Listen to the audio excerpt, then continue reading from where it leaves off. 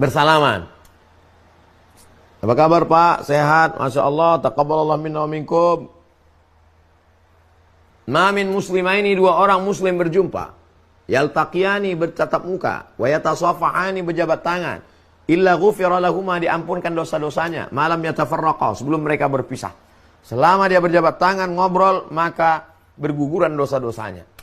Kata Imam Nawawi, kalau sebelum sholat tadi dia belum berjabat tangan, masuk ke masjid tak sempat jabat tangan, habis sholat baru jabat tangan, maka hukum berjabat tangan itu sunnah. Kalau sebelum sholat dia sudah salaman, habis sholat, habis berdoa dia salaman lagi, maka hukum bermusafahah, berjabat tangan itu mubah. Saya ulang sekali lagi. Kalau sebelum sholat dia salaman dulu, habis sholat salaman lagi, mubah. Kalau sebelum sholat dia tidak ada salaman, habis sholat baru salaman, sunnah. Kata Imam An-Nawawi, ahli hadis, ahli fiqih, yang kita baca setiap subuh Rabu, Riyadhus Shalihin, min kalami Sayyidil Mursalin, Imam Muhyiddin Abu Zakaria Yahya bin Syaraf An-Nawawi rahimahullah, meninggal tahun 676 Hijrah. Ini perkara yang tidak dituntunkan oleh Nabi, tidak dilakukan oleh para salafus soleh. Jadi mereka sesudah sholat tidak berjabat tangan kepada yang ada di kanan dan kirinya.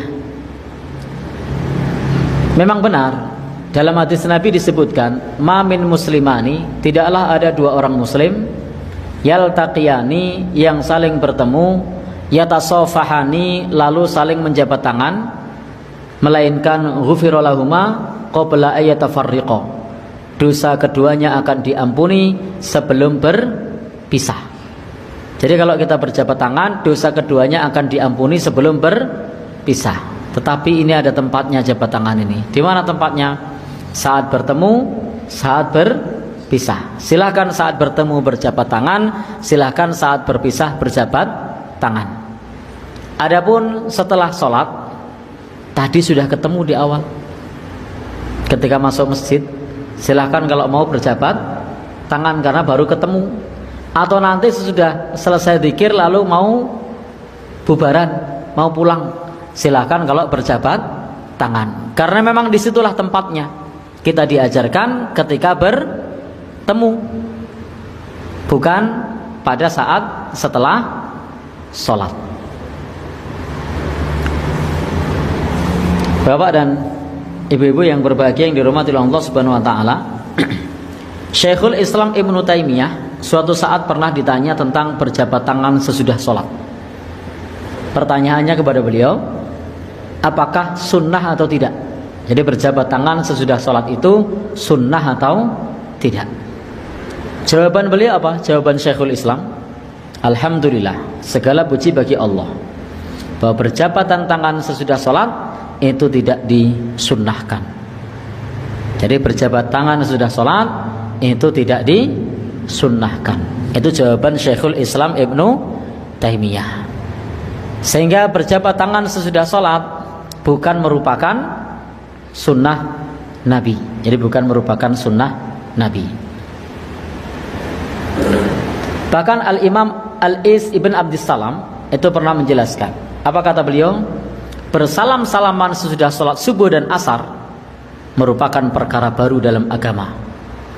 Jadi beliau mengatakan, Al-Imam Al-Is Ibn Abdissalam, beliau mengatakan bahwasanya berjabatan tangan sesudah sholat, yakni sudah sholat subuh, sudah sholat asar, merupakan perkara baru dalam agama. Kecuali bagi orang yang baru datang, yang berkumpul dengan orang-orang yang disalaminya sebelum sholat, itu silahkan. Baru datang, lalu kemudian berjabat tangan kepada orang-orang sebelum sholat, itu silahkan. Atau pas nanti bubaran, kemudian berjabat tangan, itu monggo. Tapi kalau kemudian menganggap bahwasanya setelah mengucapkan salam itu ada sunnah berjabat tangan, maka ini tidak benar. Karena sunnah itu disandarkan kepada Nabi. Disebut sunnah Nabi, arti sunnah itu apa? Sunnah itu tradisi, kebiasaan. Sunnah Nabi artinya tradisi Nabi, kebiasaan Nabi. Bagaimana mungkin kita menyebut sunnah Nabi sementara Nabi tidak membiasakan? Bagaimana mungkin kita menyebut sunnah Nabi sementara Nabi tidak mentradisikan itu? Sehingga disebut sunnah Nabi itu kalau dilakukan oleh Nabi. Nah, kalau Nabi tidak melakukan, ya jelas bukan sunnah Nabi. Maka kalau beranggapan bahwasanya berjabatan tangan sesudah salam adalah sunnah, maka perlu mendatangkan dalil. Jadi kalau menganggap berjabatan tangan sesudah salam adalah sunnah, maka harus mendatangkan dalil. Karena dalam masalah ibadah itu butuh dalil. Apalagi itu dilakukan secara terus menerus. Apalagi dilakukan secara terus menerus. Lalu ada yang berkata, kalau sesudah salam buka HP boleh enggak? Lalu ada yang berkata, kalau sudah salam menakke kacamata boleh enggak? Kalau sudah salam garuk-garuk boleh enggak? Saya jawab boleh. Lalu apa bedanya dengan salam? Jelas beda. Ketika buka HP tadi ada niat ibadah di situ? Tidak ada. Ada yang anggap sunnah itu? Tidak ada. Ketika garuk-garuk sesudah sholat, ada yang menganggap itu sunnah? Tidak ada. Ketika garuk-garuk kepala setelah salam, ada yang menganggap itu ibadah? Tidak ada. Ketika benakke kacamata sudah sholat boleh tidak? Boleh, sudah salam. Apakah ada yang menganggap bahwa benakke kacamata tadi adalah bagian dari sunnah? Tidak ada. Apakah ada yang beranggapan bahwasanya ketika sesudah salam kemudian menyet HP adalah sunnah? Tidak ada. Tapi banyak orang yang beranggapan bahwa sesudah salam sunnah berjabat tangan. Ini namanya meletakkan sesuatu bukan pada tempatnya. Wad'u syai' fi ghairi mahallihi. Meletakkan sesuatu bukan pada tempatnya. Belum lagi kalau menyebutkan kalau buka HP saja boleh, kenapa salaman tidak boleh? Jelas beda. Buka HP sifatnya insidental, sesekali. Sementara berjabat tangan tadi dirutinkan, dianggap sunnah. Yang tidak berjabat tangan dianggap aneh. Maka disinilah salah satu kekeliruan sesudah mengucap salam selepas sholat. Berbeda dengan buka HP tadi. Tidak menjadi kebiasaan setelah salam buka HP. Setelah salam buka HP, tidak begitu. Sifatnya adalah insidental. Kalau ada orang beranggapan bahwasanya sesudah salam itu sunnahnya buka HP, itu baru keliru. Nah, kalau ada orang yang beranggapan bahwa sesudah salam dari sholat tadi sunnahnya adalah pegang HP, nah itu jelas keliru. Menganggap pegang HP adalah bagian dari ibadah, itu juga keliru. Sebagaimana tadi ketika merutinkan berjabat tangan setelah sholat. Bapak, Ibu, ikhwan dan akhwat sekalian, tapi bagaimana kalau sesudah sholat ada yang nyalami kita? Silahkan diterima, ojo ditamplek. Jadi kalau ada yang nyalami kita, silahkan diterima.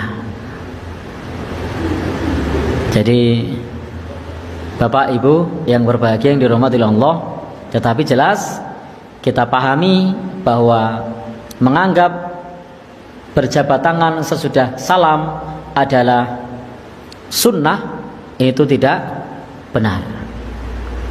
Menganggap berjabat tangan sesudah salam itu adalah termasuk bagian yang perlu dikerjakan secara rutinitas sesudah salam, itu juga tidak benar.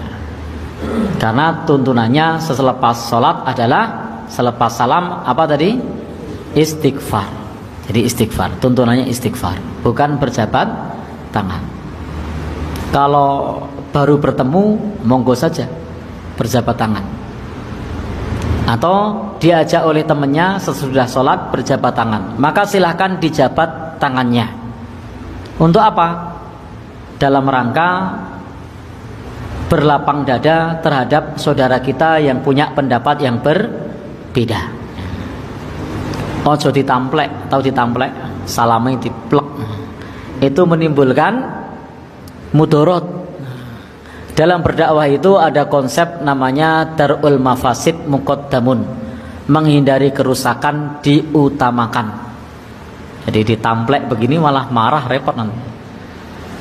Tapi silahkan kalau diajak berjabat tangan, karena statusnya adalah diajak, maka silahkan dijabat tangannya.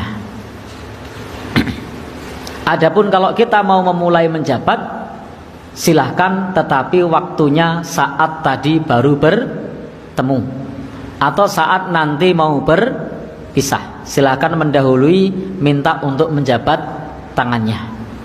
Jadi ketemu di masjid, assalamualaikum, waalaikumsalam, jabat tangan. Nah, itu sunnah. Pas mau pisahan karena di jalan keluar dari pintu masjid bareng-bareng, aku tak ngulon ya, oh aku tak ngetan ya, assalamualaikum, salaman. Boleh enggak? Itu sunnah. Nah, silahkan untuk memulai di situ. Tetapi ketika selepas sholat, assalamualaikum warahmatullah, assalamualaikum warahmatullah, tiba-tiba salaman, tek kanan, tek kiri. Dalilnya ada yang tadi. Karena hadis tadi tidak membatasi. Mau ba'da sholat, mau di luar masjid, mau jadi dari sholat, yang penting salaman. Boleh tidak? Boleh kalau bicara dalil, itu boleh. Cuman persoalannya, contoh tidak ada. Kaidah mengatakan kalau tidak ada contoh, ya tidak ada masalah. Yang penting ada dalil. Karena patokannya dalil ada. Karena tidak setiap kesempatan Nabi mencontohkan itu. Dalilnya ada. Tapi kaidah mengatakan, kalau dalil plus contoh bertemu dalil tanpa contoh, maka dahulukan dalil plus contoh. Dan akhirkan dalil tanpa contoh. Paham? Jadi begitu, assalamualaikum warahmatullah, assalamualaikum warahmatullah, anda zikir terlebih dahulu. Astaghfirullah, astaghfirullah, astaghfirullah, Allahumma antas salam, minkas salam, tabarakta ya dzal jalali dan ikram. Selesai. Assalamualaikum akhi, assalamualaikum akhi, masya Allah, taqabbalallahu minna wa minkum, assalamualaikum. Makanya Nabi selesai salat, beliau bersalaman. Sahabat mengejarnya. Ada Anas mengejar Nabi, dan sebagian mengejar Nabi, salaman mengejar Nabi SAW. Hadisnya sahih, bahkan di Al-Bukhari. Paham ya?